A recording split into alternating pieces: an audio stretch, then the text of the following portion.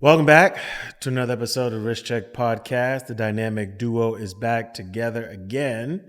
Allow us to introduce ourselves. My name is Perri. And I'm Rashawn. And this is WCP Weekly. Tonight, we've got a special episode for all of you out there in internet land, whether you're watching or listening. We decided we were going to do a Q&A episode this go round. So we've got some questions from people who follow us on social media, YouTube, Spotify, Apple Podcasts, the works. And we're going to answer them as best as we can. We couldn't get to all the questions. So if you send in a question and we didn't answer it, shoot us another DM. Happy to respond to you in the direct messages. But we're trying to answer as many as we can. And some of the questions that I think we could expound upon the most. Before we get into that, we have to have our honorary wrist check. Yes. Mr. Smith, you're sporting a new watch. No, you're sporting a usual suspect. Yes. On a new strap. Yes. What do you got on the wrist? So I am wearing the trusty JLC Reverso. Okay. Vantage Reverso. Nice. I decided to put it on this brown patent Croc strap. Kind of gives off a bit of like a red hue to kind of match the red 8. I mean, it's just as shiny as the case. You know, the case is high polished. The patent leather definitely has a nice sheen. And then it plays with the light with a solid wrist roll. Yeah, it's awesome. I think it looks great on that strap.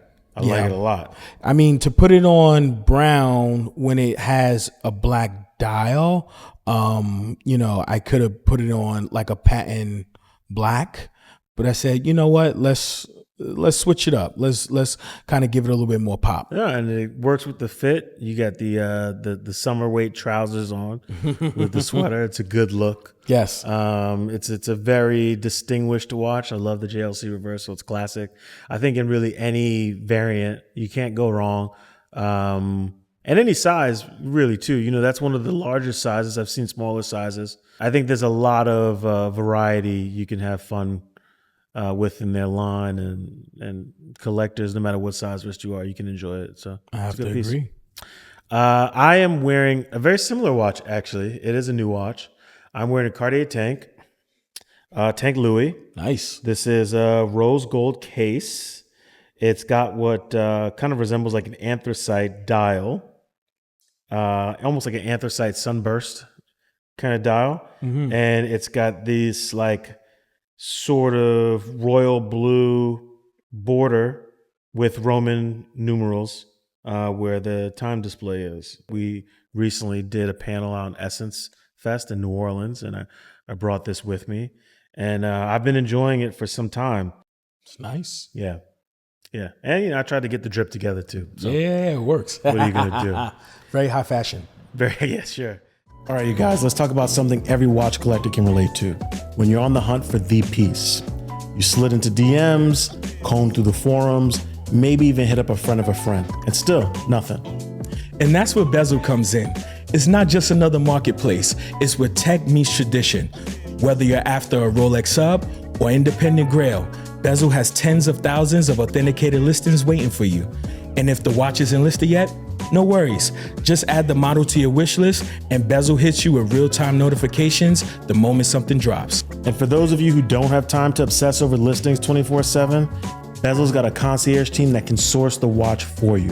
They basically take all the stress out of the process so you can just enjoy the watch on your wrist. Plus for sellers, guaranteed sales in just a few days. Thanks to the auction feature, it's a win-win, whether you're buying or selling. So if you're ready to make your next move in this watch game, hit up Bezel, and trust me, you'll wish you'd done it sooner. So getting into things, we got some questions. You want to kick it off? I can kick it off. How you want to do this? Yeah. I'll kick it off. We'll throw a few Insta handles out there. Sure. Shout out to Trauma Mama Doc. Oh, wow. Oh, I know who that is. Yes.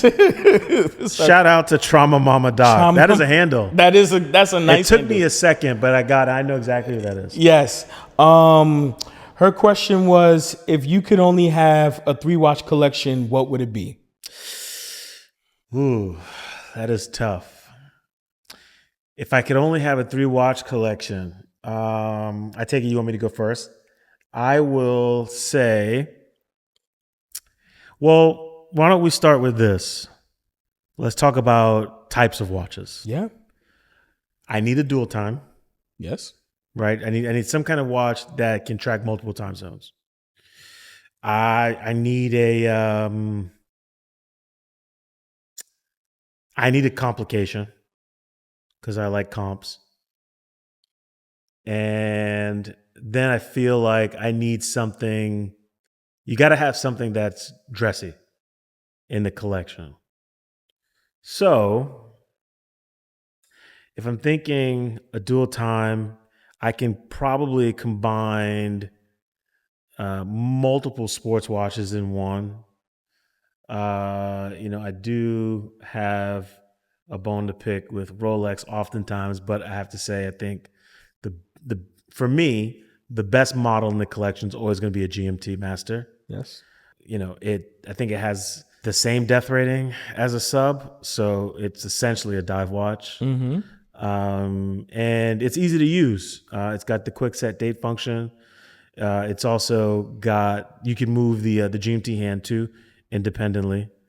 Well, you can move the hour hand independently. Yes. From the GMT hand. And so if you're savvy enough, that actually helps you track 3 time zones. Yes. And so that can be a lot of fun. Now, I would personally go vintage. I own a vintage GMT Master. So I'd probably stick with that. In terms of complication, that's tough. It's a bit of a toss up between a chronograph and a perpetual calendar. But I feel like perpetual calendar is a very distinguished complication. Mm-hmm. So I could probably move that over to the dressier watch. Yep. And so for my second watch, I would probably choose my favorite H. Moser, the H. Moser chrono. The Streamliner. Yeah. So the Streamliner chrono. Yeah. I wore that to Geneva last year, and I fell in love with that watch. I didn't want to give it back. It's a great watch. So GMT Master, Moser Streamline chrono, and if I'm going perpetual Dream Watch, I would say, I'm still in the sports section. I love perpetual calendars, but if I had to get the one that I wanted, it would be a Royal Oak Quantum Perpetual. That's a nice one. Yeah, I would do one of the new ones with the new caliber in it, where you can operate everything through the crown. Yeah. That would be my 3-watch collection.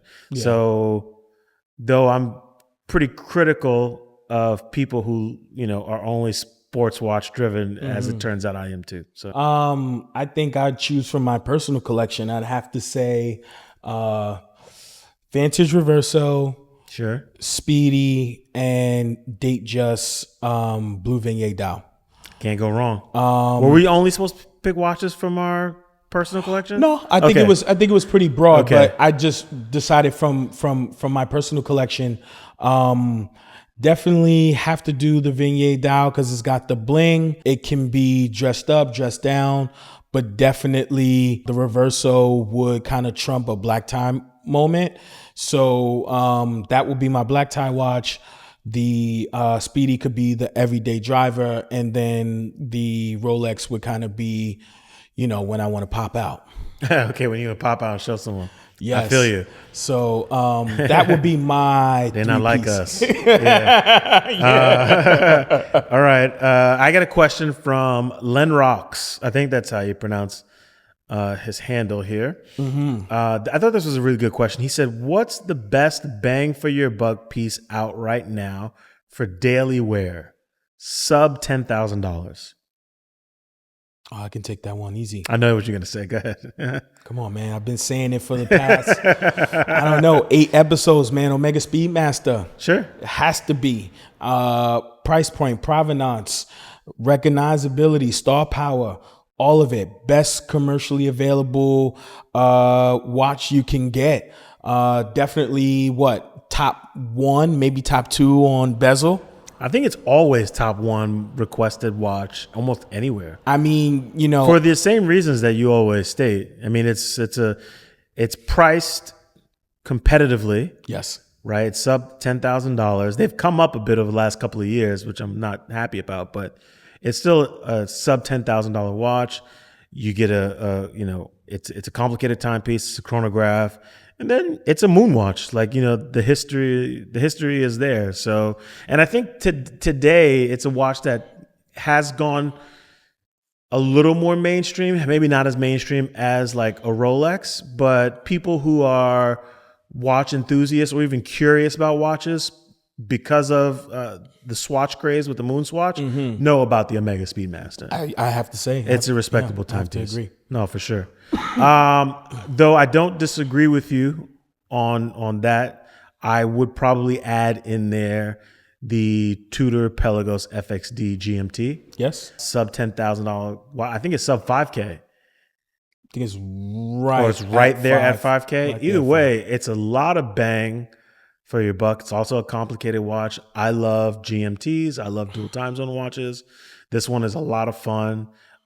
It's got an interesting design element to it. I love the fact that for the GMT hand, they didn't use another snowflake hand. It is an arrow, and it's orange against the black dial, and it comes on like a really cool kind of badass military NATO strap.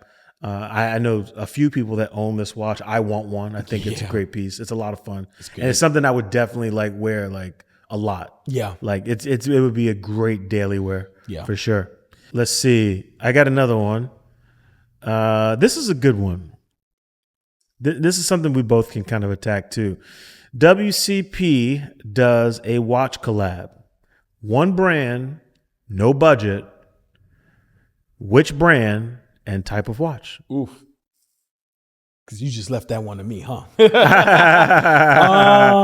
Man, that's tough because I think there's so many brands out there. I would probably have to say an AP Star Wheel. Oh, that's interesting.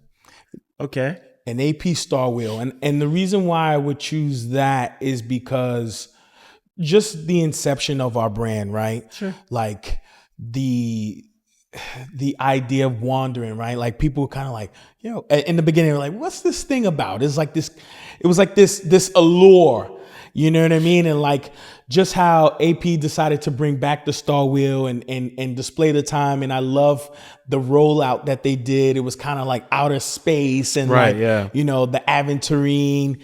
I'd keep it still Aventurine, do like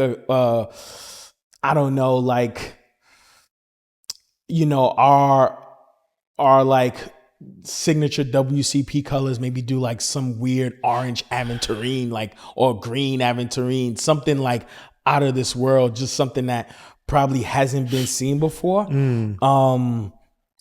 I think AP is a brand that I would like to do a collab with because they are known for associating themselves with the culture. Sure. And if there's anyone that would, get it right for us, I think it would be them. Okay. Of course, low hanging fruit is a WCP QP, but that's low hanging fruit. But that's low hanging fruit. Is it really? Okay. But I think a WCP Star Wheel will be it. I think a Star Wheel is an interesting choice. I probably wouldn't have thought about that, but I think that's cool. I love that watch too. Yeah. So if I were doing it, I would probably do a Moser, and I would probably do. It would be a Streamliner. It'd probably be the Streamliner Chrono. Yeah. Because I just really love that watch. I think the Moser Streamliners are best when they're complicated. Mm-hmm. And there's just so much you can do with the dial and even the watch itself.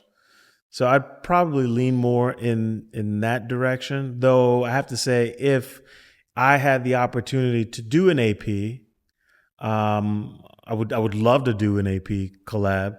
And it would probably be one of the high concept pieces. Concept would be dope. Yeah, concept would be where I would want to go and like see if we could like create something new. That would be fun. That would be tight. Yeah. Yeah. You want to go next? Yeah. Shout out to our buddy Antoine. His handle is 8twizzy24. 8twizzy. 8twizzy. He said, "Do you impulse buy? What That's a great watch?" question for you. Then he already goes, "Do you impulse buy?" You already know the answer to that. But do you impulse buy? What watch do you still have? For me, I mean, my latest impulse buy was Reverso. Guy, came to me and wanted me to help him sell a watch, and when he gave me the number that he asked, I was like, oh, okay, there's nothing to think about. I think it was probably like one of the fastest decisions that I had made in buying a watch. Most of the time I am buying my watches probably between like 2 and 3 a.m. online. That's my 2-3 a.m. ritual. But for the most part, those are a little bit more strategic. Although they are frequent, they aren't impulsive. So I think, my latest purchase of this JLC Reverso would have to be my quickest impulse buy. Yeah. You are an impulse buyer when it comes to watches. I'm not so much, but I do flip watches often. Yeah. I take a lot of time before I pull the trigger on a watch. You do. I consult a lot of people. You're one of the people I call and like, hey, what do you think about this? Yeah. And then I hit up some other friends and I'm like, oh, what do you think about this? And it's almost, I'm always looking for someone to tell me a reason not to get it. Yeah. Before I actually get it. Yeah. And if I speak with multiple people and no one kind of like, if everyone's consensus is like, no, I think that's you, more than likely I'll pull the trigger. Yeah. And so that happened recently with the new watch I have, but I'm not going to share it yet. I'll share it when I bring it on. Yes. But no, not impulse. I kind of like. You do some research. I do some research and I ask for opinions. Yes. I got a question here from YouTube. A gentleman who goes by Fractal Rascal.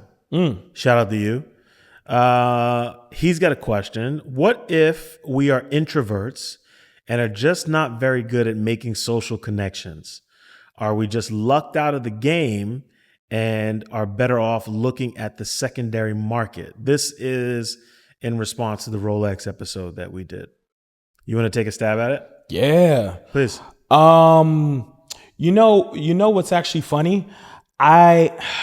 We spoke about it in that episode. I think at the end of the day, it's better to be yourself. If you aren't a talkative person, if you are introverted, that doesn't count you out of the conversation to acquire a Rolex. I think the biggest takeaway from anyone that may not want to step outside of their comfort zone to compromise themselves for a watch, I think just being your true, genuine, authentic self, expressing your interests, and letting someone know exactly what you're looking for. And then also being compromising, right? Where you can say, hey, listen, if this is not available to me, are there other options there? I think it's not more about how much you communicate. I think it's more about what you communicate. It's fair.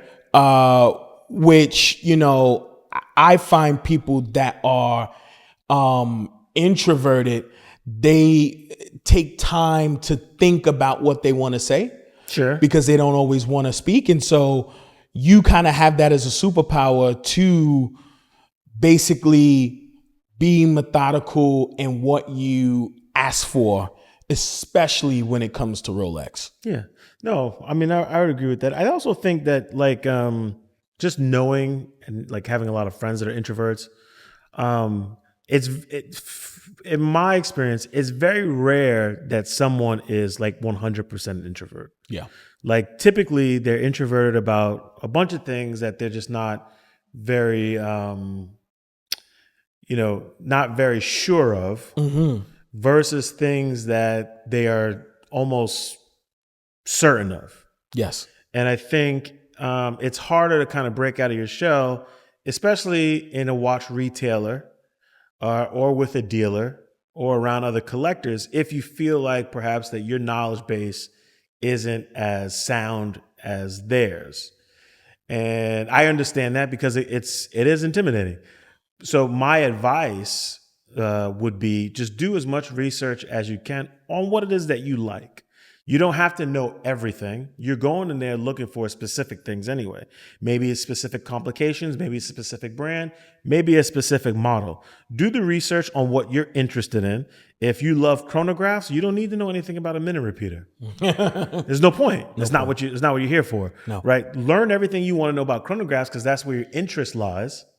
Right? And go to a store and talk about that. Additionally, if you live in an area where there are watch clubs and groups that meet up, see if you can get connected with that club and talk to these guys and find out who else these men or women, and find out who else may be interested in the same things you are, and see if you can also get knowledge from them. Additionally, they also might have some tips to share with you in terms of how to get what you're after, or they might have relationships that you want.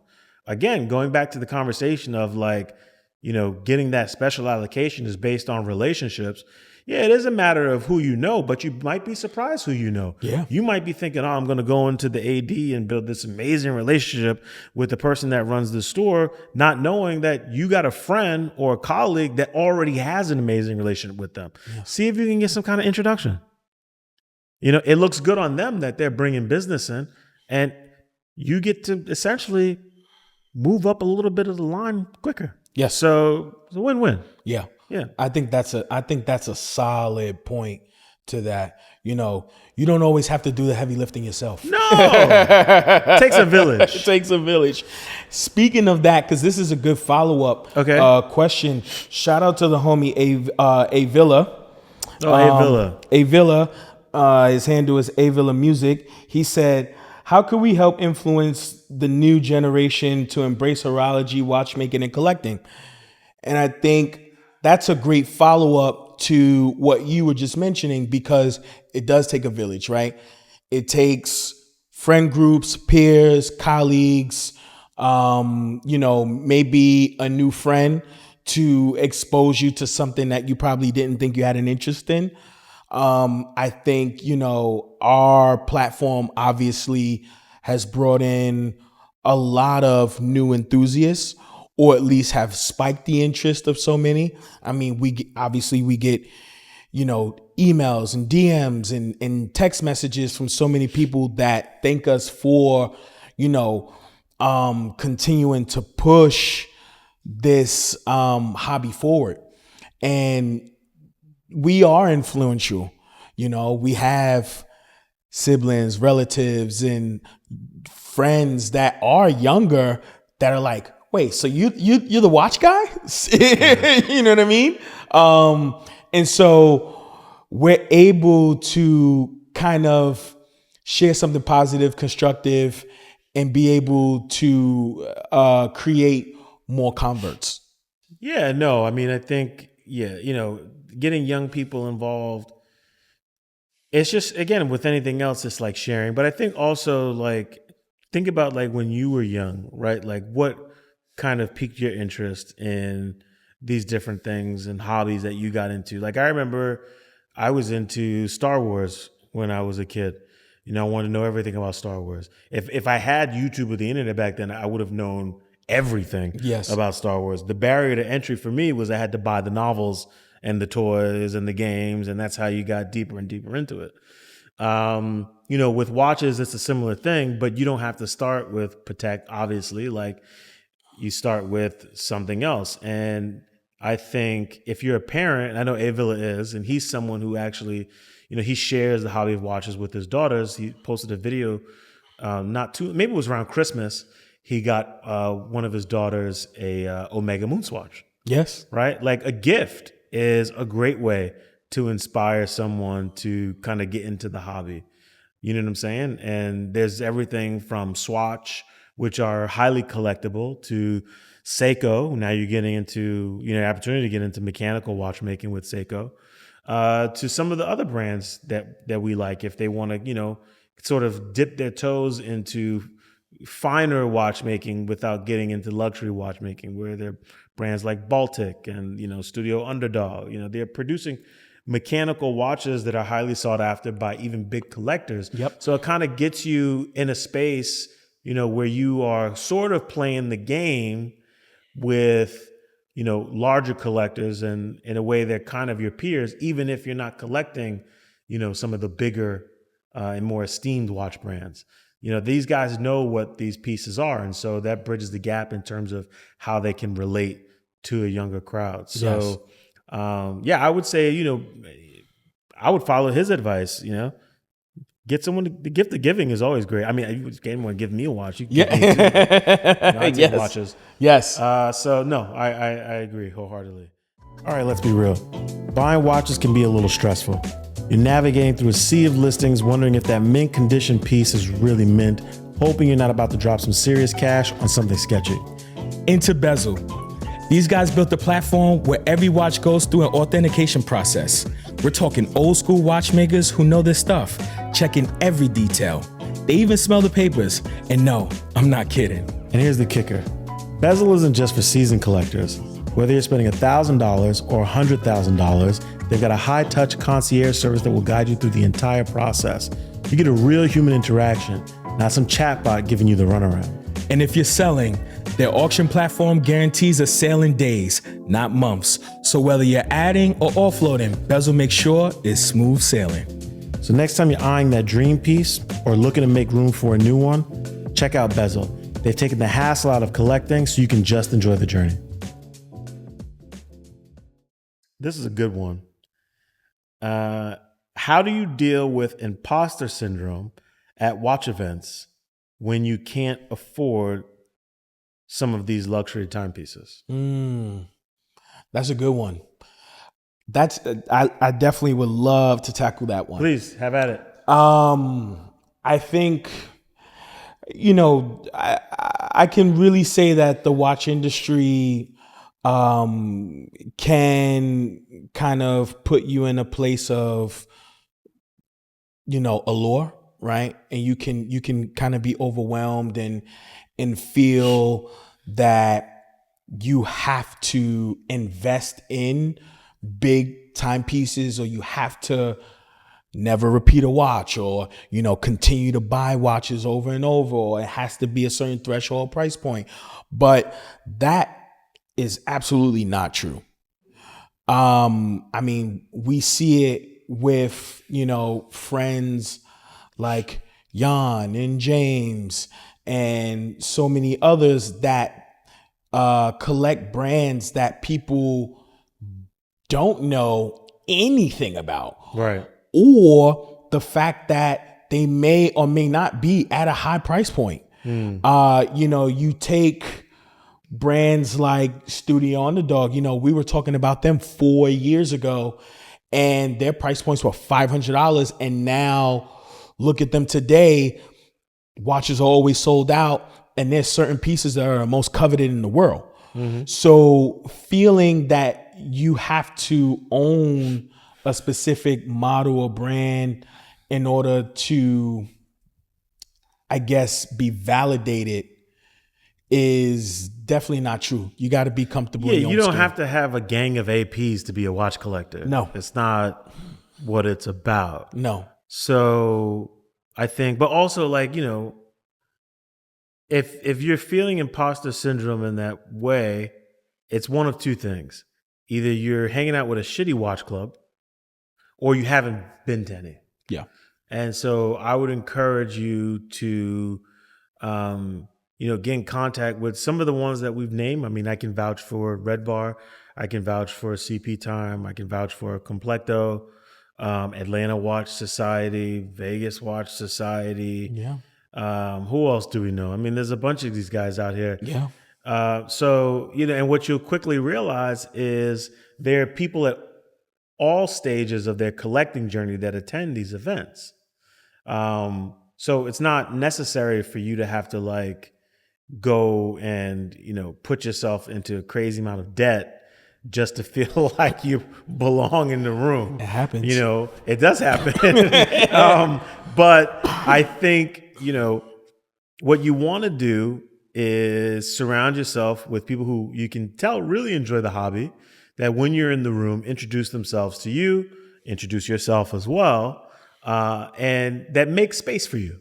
And many of these watch clubs are making space for everyone. Many of these watch clubs happen to champion more accessible brands, right? Kathleen and Adam from Red Bar, they work with a whole host of brands that range in price point. Jason recently did a collaboration with Belova, who makes a number of accessible pieces, Yes. right? And they're under the Citizen umbrella. And Citizen is a group that owns many watches, from super accessible to hot horology. Yes. Right? Like, the community understands what's out there in terms of product and diversity, and is open to it because you're dealing with people who are meeting up to talking about watches. Chances are they really love watches. Agreed. And they wear everything. Yes. So I wouldn't worry about that. And I would just say enjoy the hobby. Get what you can afford. Get what you like. Yeah. Right? If it's Timex, fantastic. If it's Citizen, incredible. I own a Citizen, and I love this watch. I wore it the other day when I went swimming with my daughter. Yes. Went to a pool party, and I was like, I'm wearing my Citizen. And I'm showing everybody my watch. I'm like, man, this thing's got GPS, and it's a world time, and it does this, and it does that. And I'm like, wow, that's crazy. And I'm like, yeah, it is. But, when you love this hobby, it's not about the price point. Now, for those who are, worked hard enough and are blessed to be able to afford those things, that's fantastic. I mean, I love the bigger brands. I love AP. I love Patek. Sometimes I love Rolex. There's nothing wrong with that either. So if you see someone that is wearing one of those watches and is excited about it, feel free to share in the excitement with them. For many of these guys, though they can afford it, it's not necessarily about the price point. Yes. Right? Like, don't think just because you see someone with an AP on their wrist that this person is a douchebag and they don't like Seiko or any of these other brands. Yes. It's not true. It's not true. In fact, their reason for liking a Royal Oak could be completely different than what most hype collectors are into. Yes. Right? I mean, we know guys who love AP and fawn all day about the finishing. Yes. Of the bracelet and the case. Yes. It is a sight to see. It's beautiful. Yes. It's magnificent. The more you're educated on watchmaking, the more you understand the different types of finishing and what goes into this and how labor intensive it is, you do develop an appreciation and an eye for it, and it's something to look at and behold. They do it very well. Yes. I have to agree. Yeah. Since that question was asked, I was going to ask my final question, but the final question, I wanted to end with a really good friend of ours, which is a loaded question. Oh, God. But this one definitely, since we're talking about imposter syndrome and things like that, I guess this is kind of appropriate. How loaded? No. The last one is loaded. Oh, this ain't the last one. This ain't the last one. Oh, okay. This is the second to last. This is the second to last because Okay. I want to sneak this one in. We put it in queue. So, Chris Miner Sr. asks, can you talk about navigating the watch collecting industry as black men? Sure. You want me to take it first? No. I mean, I can answer it, or if you want to go for it. I think we both have, our own perspectives. Yeah. Navigating the watch world as black men, for me, Yes. it's no different than how I navigate the world. Yes. It's the same. As a person of color, you are always hyper aware that you are a person of color. Yes. And sometimes it's very easy to exist in a space.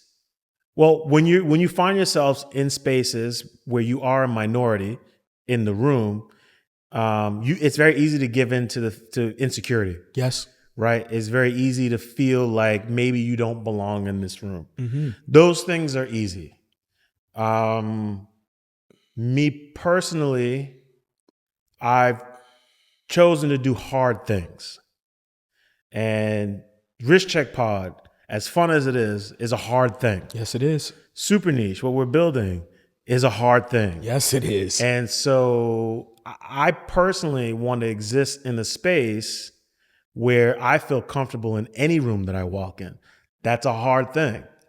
And so I've learned how to navigate this world, for me, as someone who has a lot of confidence and pride in who they are because they do hard things. Yes. And I think when you know yourself, it gets easier to drown out the noise and to see things for what they are. Now, like in any world, you're going to come across people that don't like you for whatever reason. Maybe they don't like your shoes. Maybe they don't like the way you smell. Yes. Maybe they don't, it's a whole host of things. Like I know people that don't like me. And trust me, I don't like people. Okay?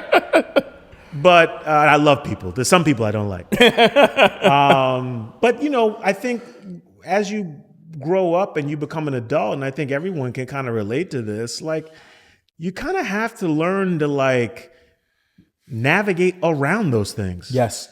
Right. And it's just like, listen, if someone doesn't like me, that's their business. For whatever reason, I could care less. Yes. Right. I'm going to be with the people that like me. Yes. I'm going to be with the people that I connect with, that I feel a genuine connection with. And that's where I'm going to put my efforts and forge my relationships and build my business with. And so that's how I navigate. Yes. I navigate by sort of drowning out the noise, because what am I going to do with it anyway? If someone decides that they don't like me because of the color of my skin, I'm not going to change the color of my skin. So I'm not going to waste my breath convincing you to like me. Can't go Sammy Sosa. Oh God. Sorry. That's good. That was funny. That was very funny. That was very, very funny. I had to throw some cultural relevance in there. Shout out to the Chicago Cubs. Yes. Yeah, but I mean, it's just, like, so for me, I just navigate. Yeah. And it's just, if you're dealing with someone who's potentially like a gatekeeper, yes, it's just another challenge, like any other challenge. Yeah. You know what I'm saying? But when I put things into perspective, for me, again, this is my experience. I look at my life personally. I happen to think I've been afforded a lot of privileges. Yes. I'm doing a show talking about watches. You guys know I own an AP. I have a lot to be thankful for. I have a beautiful family, 2 healthy children. I'm not worried about what anyone thinks. Yes, I have to agree. I mean, to piggyback on that, it's something that we speak about every so often. Is definitely a conversation that we do have and we share. And I think one thing that I definitely take from you is how we handle being different or being the minorities to be afforded these luxuries. It's something that we carry with grace. Yeah, but then at the same time, we've created these things for ourselves. Yes. So if no one stopped me from getting here, and yes, they're not going to stop me. And so to answer that question in terms of how we navigate, I think it's no different than how anybody else would. Now, to your point, and you said it, like these things do exist, but if we focused on those things, how far would we have gotten? Yeah, no, we would have been sulking in those things and worried about people who didn't care about us to begin with. And to be honest, out of all the industries I've worked in fashion, I've worked in art, I've worked in, God, where else? Jewelry. Watches. I think the watch industry, again, my personal experience, probably the most inviting, I think, of all people. I have to Doesn't agree. mean it's, perfect. It's It's not perfect. Yeah. There's a lot of work to do. We know that. Yes. Because not only are we making efforts to do the work, but I think we're also making efforts to work on ourselves. Yes. Right? Like we make the effort to even make sure, for example, that, we want women to feel like they have a place here in Rich Check Pod. Yes. And just like I want women to feel like they have a place in the watch industry.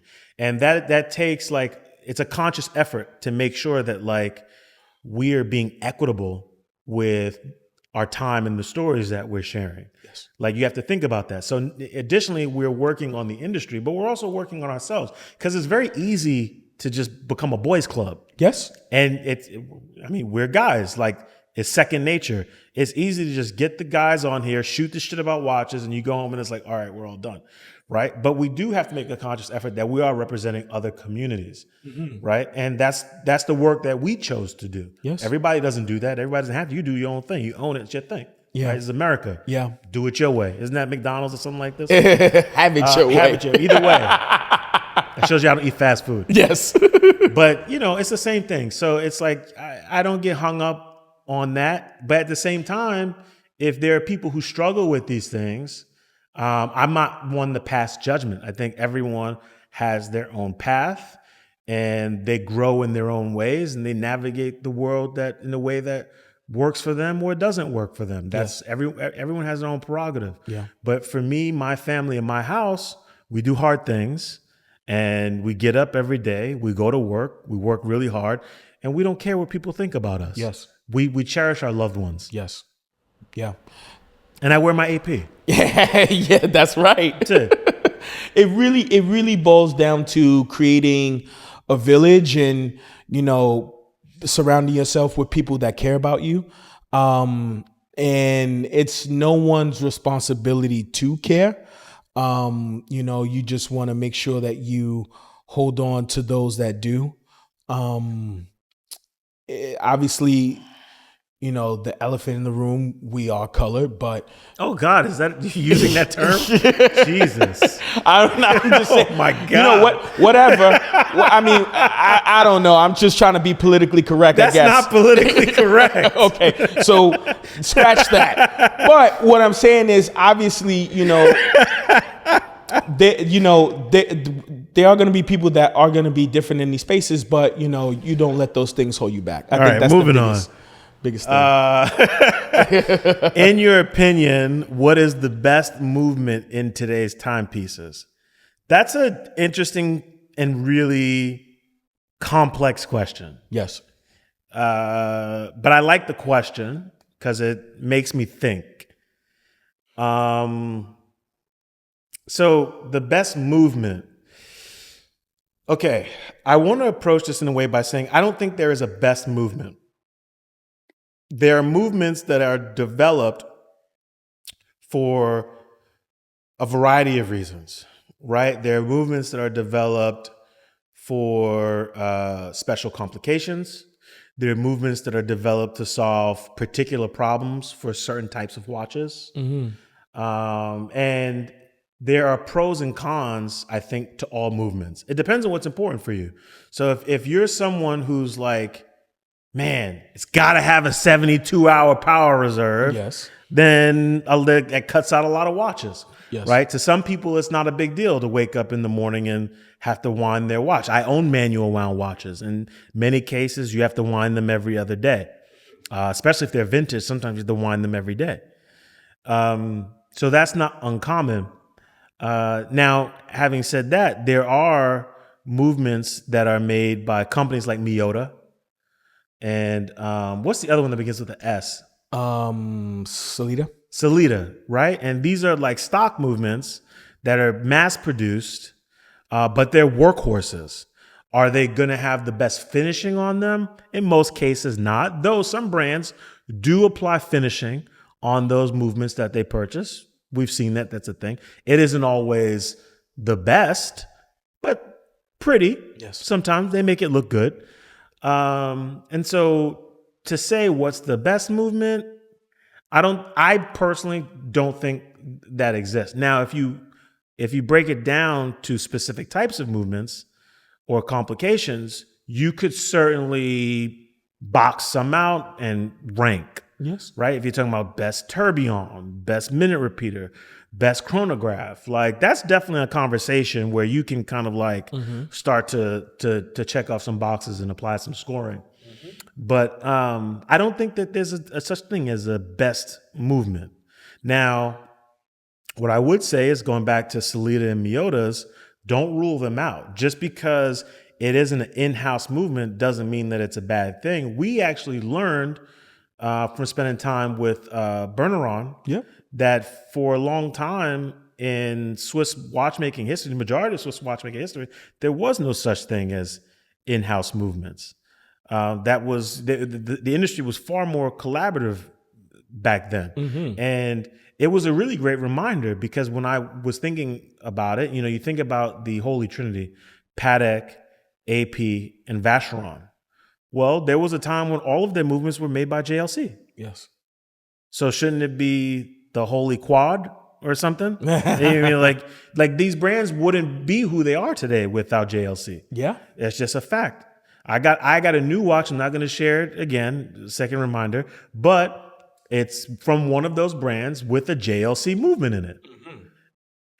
It's from the 80s. It's still amazing. And it's a complicated timepiece. So I wouldn't get wrapped up in that unless you're at a stage in your watch collecting where you're after specific complications or types of timekeeping instruments. And you're saying, I want whatever is the best in this field. Yeah. And even then, you'll discover it's up for debate. Yes. So yeah, I think you definitely, hit it right on the head. And who asked that question? Let me just make sure I say his name. This was Brooklyn Kid 47. Shout out to you. Shout out to Brooklyn Kid 47. You hit it on the head. I don't think there's anything that I have to even chime into. Okay. That was spot on. I guess my final question, which is a big one, is like 3 questions in one. Shout out to the homie Dow 99. Who's that? Alex Dow in Atlanta. Oh, Alex. Okay, got it. Shout out. Oh, I'm glad he sent a question. Yes. Shout out to Alex. He asked a really, really, really good question. Which it's a few questions in one, but he goes, dream guess, Mount Rushmore of past guests, budget of $5K, pick one watch for the next 10 years. Okay, so this is like 3 questions. Hey, he wanted the 3 questions. Okay, start from the first one. Dream guess. Dream guest. It would be Jay-Z. Jay-Z. Hands down. It's never going to happen, but it would be Jay-Z. I hope so. It's never going to happen. Okay. No Jay, but Dream Jay. I usually never say never, but it's never going to happen. I'm sorry to disappoint you all. He's never coming on the show. I would love it if he did, but I don't think that man wants to sit down with anyone and talk watches. I don't think that's his thing. I think he's just going to continue to collect great watches and be an amazing watch collector. I don't think he's going to sit down with people and talk about watches. Okay. Yeah. So then Mount Rushmore of past guests. So how many heads is that? It's 4? It's 4. You want to take it? Let me go first. I go. Let me take Please. this one. Larry, Nori. I'm gonna say Eni and VJ Geronimo. Okay. My 4 would be Eric Wynn. Eric Wynn. Because I don't think I laugh as hard with anyone else here than when I'm with Eric. Eric's is a good one. He is hilarious. He's awesome. The only person that I laugh as much with Eric is probably Nori. Nori is hilarious, and I enjoy his company. So Eric, Nori, Mount Rushmore. It's tough. We've had a lot of guests on. I really enjoyed our conversation with Martin Fry. Yes. From Urwerk. I thought he was brilliant. And there was someone we had recently. Carlos. Yeah, Carlos definitely goes on the Mount Rushmore. Because I don't think we've had a better storyteller than Carlos. Yeah. Other than maybe Nori. I think in terms of storytelling, Carlos and Nori take the cake. Yes. Eric, by far the funniest. And then Martin, probably the most interesting for me. Okay. That's good. I didn't give any explanation. So I'll run through it really quick. VJ, first CEO we ever had on our show. Sure. Larry, because he was a dream guest, someone that we actually manifested. And, that was a lot of fun. And we had him, and I think he was one of the best artists to kind of give kind of his love for watches, very clear and concise conversation. And then I'm going to say, I said Nori, of course. supported us from the very, very beginning. Big superstar, didn't have to be on the show, but he chose to be. And then Ini, just because of what he represents. Sure. Yeah. I would say honorable mention would be Jason Sarkoyan and Jason Chevrolet. Yes. Because they are just as funny. That was hilarious. I got one last question. My guy, Andrew Garcia, wants to know, when is Rashawn getting the Aston Martin to match his JLC? Woo! When the check clears, baby. Is that what you would get, though? Would you get an Aston Martin? No. Yeah, I don't think you're an Aston Martin guy. I think you're just a JLC reversal guy. I'm not a sports car guy. I think you would probably upgrade the watch. You'd probably get the Milanese rose gold. That I would do. Yeah. That I would do. So you get rid of this. Or give it away to somebody. Yes. I'd definitely gift it and I'd take a car on my wrist before I buy a car. Oh, okay. All right. Yeah. I would do a vintage Bronco. I like those. I'm nice. a Bronco guy. Bronco's nice. Yeah, it's my speed. Go OJ. Oh no! All right, I guess I just on been that starting stuff note, all this episode. So this has been another episode of Risk Check Pod, politically incorrect. Yes. And you guys know where to find us. We're at riskcheckpod.com, superniche.com. YouTube, Apple Podcast, Spotify, the works, and we'll see you next week. Deuces. Peace.